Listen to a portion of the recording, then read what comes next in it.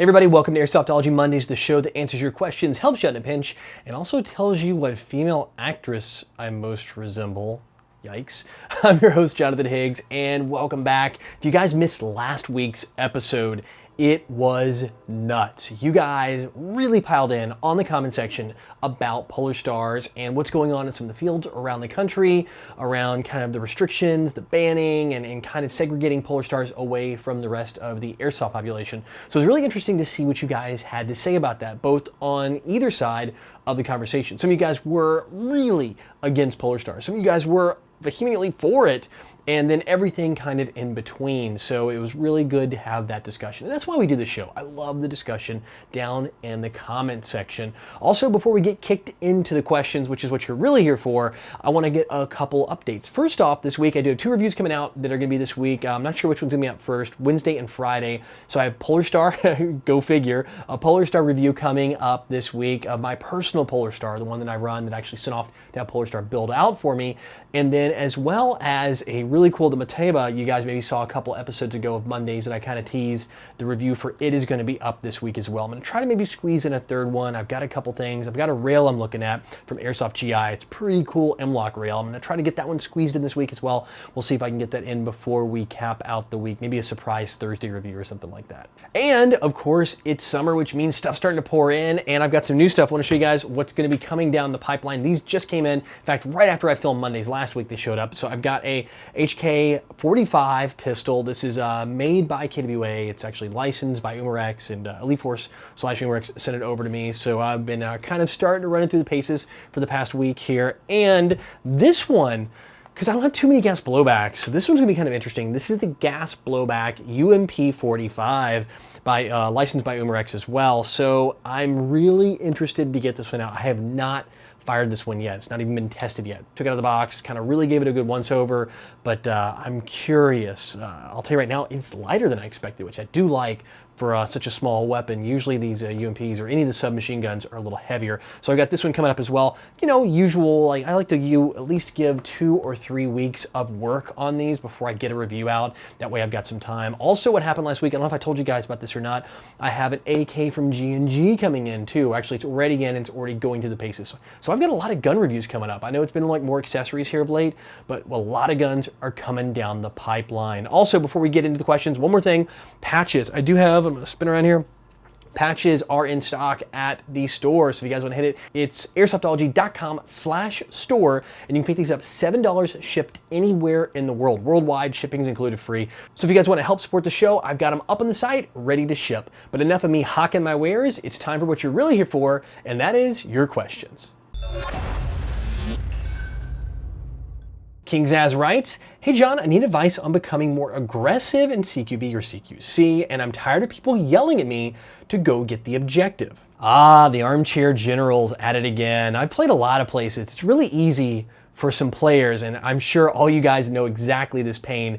The second you start moving, there's the guys that are always somehow in the back yelling for you to move up, but you never see them in front of you. In fact, I'm much more responsive if somebody's up in front of me like, hey, come on, you know, it's open, it's clear, come on up, versus someone behind me barking orders to tell me to push up. My big question is this: if you're behind me, I'm laying cover fire, why aren't you hopping up or across me? That's my big question. So for you, if that's the way you play and they're telling you to go forward, it really depends on where the words are coming from. If they're behind you and telling you to push forward, I'd take that with a grain of salt. A lot of times you're up front and you can see things they can't. So just kind of tune them out. I tune those guys out all the way. It seems like every time I go play the field, there's always 1 or 2 or 3 of these guys out there that are doing this very thing. Now, if they're in front of you and telling you it's safe to move up, then absolutely, man, push forward, go ahead and do that.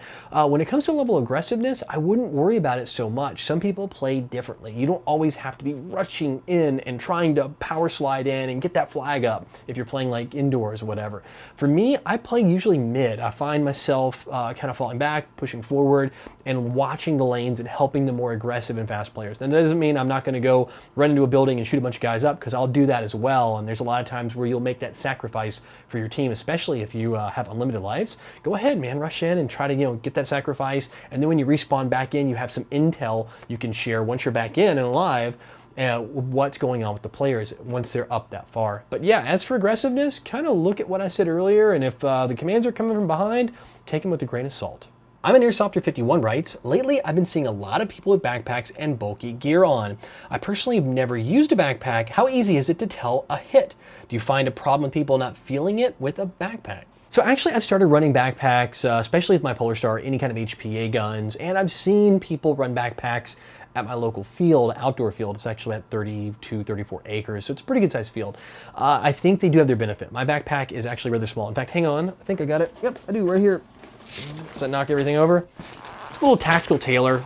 You know, it's what it is, a little small guy, and this is one I ran, actually, this was at Broken Home. So when I ran this one. And in fact, I moved my radio up to it. I got my radio antenna and a pouch in the front for all that. I like it because it allows me to carry a lot of stuff, and I was running a chest rig at those games. The guys I've seen at the local fields have even worn those huge backpacks, those massive, like 3-day packs. It's nuts. As for me telling if I got hit, yeah, you can hear this thing. I mean, getting shot on this thing is going to make a... You know, you're gonna hear that. I mean, if you're not, you're crazy. Especially, I don't really wear a lot of ear pro. I usually use speaker mics, like a Code Red headset speaker mic. So for me, I can hear myself getting hit. If you get it, you hear it, you know, you're out. And I've been shot in the backpack, no problem at all telling you've been hit. That said, I have shot some guys. I've seen a guy hiding behind a tree about yay big, and he was kind of behind it, but his backpack's like sticking out this much. And of course, you know, you're popping the backpack and he's just standing there. It's kind of a refresher on the rules at that point, especially most every field I've been to. Any part of your body gets hit. If you're wearing a backpack, it counts as a hit on your body, except for gun hits. Most fields don't really call gun hits. There's kind of one exception. So yeah, if you have that issue and people aren't calling it, and I've seen that a few times, it's good to get the ref over and let the ref go give them a refresher on the rules. But as for you wearing one, I think it's really nice. It's great. I can, you know, keep it on, keep my gear in it. And if I need to dump it and go run and grab an objective real fast, it's easy to ditch and do that. Toby Wood writes, you look like Scarlett Johansson. Said it. Thanks. KSI AA Ron is ya boy, right? Hey John, what's a good secondary for a sniper? I've been thinking about a gas blowback pistol or a tri-shot shotgun. All right, for me, I would probably say no on the shotgun, just because typically you're gonna be prone in the woods, you're gonna be trying to hide, and it's gonna be really hard to get more than one shot off because you have to pump that thing every single time. You're gonna want something with semi-auto. So like, I mean, heck, I've still got the HK45 here. This would be a great sidearm to have. It's relatively small. I mean, this is a bigger frame pistol, but still small and light. And with the pistol, I like it because, you know, if you got a guy behind you, you can kind of do this and take a shot if you need to, or get some really oddball shots. I would maybe step up to something like an MP7 or really small kind of submachine gun. As a secondary for a sniper, I probably wouldn't do something like the UMP for a couple reasons. Even though it's small, the magazines are really long, and if you've got to get a shot off, it's going to be kind of tough. Unless you have the electric one, it's not so bad. But even then, that long mag, I would go with something with a shorter mag or a mag in the pistol grip. That's why I think pistols work well. If you can get a full auto pistol, those are good too. In case you get overrun by 2 or 3 or 4 guys, you can get those shots off and maybe kind of spray them and take out a squad. So like something like a G18, if you can track them down in the States, or anything full auto. I'd say the PPQ, you can mod it to full auto, is a pretty good option as well. Small, light, and we'll get the shots off. So yeah, anything like that, I really think your best option is gonna be a pistol, at least the way I play, just to be able to kind of take care of the opponents once they get within that 100-foot range. Extreme writes, I know you might be embarrassed to say, but how much do you think you've spent in total on airsoft, excluding field fees, gas, and food? Exclude BBs as well, since that price would just be ridiculous. So pretty much just on your gear, guns, mags, attachments, and accessories. All right, so this was the top question 2 weeks ago, and I really wanted to get to it. So I've been playing since 2005, which is a little over 10 years now, so it's been a long time. In fact, I think it's even been before that. Actually really playing, and I was even collecting before that. So getting into it, a lot of money. A whole lot. Now keep in mind too, a lot of this stuff, I buy a gun and then I'll sell it, I'll get money out of it, and then I'll use that toward the purchase of the next gun. So like I say, I buy a gun for 200 bucks, I'll probably sell it for like 140, something like that, used after having it for a while, or 120, and use that toward the next one. So looking at it that way, I've kind of bounced money up. Looking at everything like total face value, yikes, personal, over 10 years, at least $10,000, if not more. I know it sounds like a lot, but when you think of it, it's like, you know, less than $100 a month when it comes down to it in airsoft, which I'm sure I'm probably lowballing. I'm probably spent a lot more than that. Oh, unless this is my wife asking, then I've only spent $200 ever. Komodo Airsoft writes, "Hey Jonathan, I was wondering what you thought of the no headshot rule that some fields implement. The last time I played BB Wars, everyone was told to wait for a body shot, even if they had a clear line of sight on the person's head. This irritated me as I could have stopped a vital push by the opposing team." I mean, in my opinion, there's a reason they make these full face masks and full seal goggles and helmets. It's to protect your head. Look, if you're not going to protect your head, why are you out playing airsoft? I mean, seriously, I pretty much almost always, with the exception of some real long-range shooting fields, will wear some sort of face pro. I don't get mad when I get shot in the head either, because typically all I'm exposing when I peek around a corner is maybe my front hand, my knuckles on my right hand, if I'm peeking on the right, let's say, and about this much of my face, because that's all I want to expose. I want to expose as little as possible so I can see my target and get rounds on the target. I'm not going to stand out. I mean, I'm going to lean out. So yeah, I think that's a pretty kind of dumb rule, assuming this is like all ages field and all that. Now, if they're really younger players, like you're getting into like, you know, first timers, and this is a super, super young crowd, and it's like really young kids, then I can see that, you know, giving a no headshot rule like that. But for full on play, I mean, come on, man, just put a mask on. I mean, not you, but like the other people at the field that obviously complained enough to get this rule implemented. I mean, put on full face, put on a shemagh around your neck to protect your neck, put on a dye mask, a Vulcan mask, any kind of full face mask, get out there and go play. Come on, man, you're protected like that. It's not gonna hurt getting shot in the face. So yeah, I think the rules probably came out of fear or complaints. To be honest, I probably wouldn't play at that field because it would be too frustrating for me. All right, guys, that's it for questions this week. And now it's time for the video recommendation of the week. And this comes from UK Airsoft Videos. Really small channel, but this is a cool video. It takes place in France. And this is a pyrotechnic law. So it is a light weapon. It is full pyro-based and is extremely cool to watch. However, this would not fly in the US. I would definitely not want to be on the receiving end of this thing because it's a pretty big boom. Even though it is fireworks, you can tell I would no bueno, and I would not use this outside. This one's indoors in concrete, so it's a little better. But yeah, although highly unsafe, it is pretty cool to watch, and it's a super short video. In fact, it'll probably be done before I'm finished even talking about it. It's about a minute long. So if you guys want to see a homemade pyrotechnic law get shot at some opponents, check it out. I'll have a link below in the description.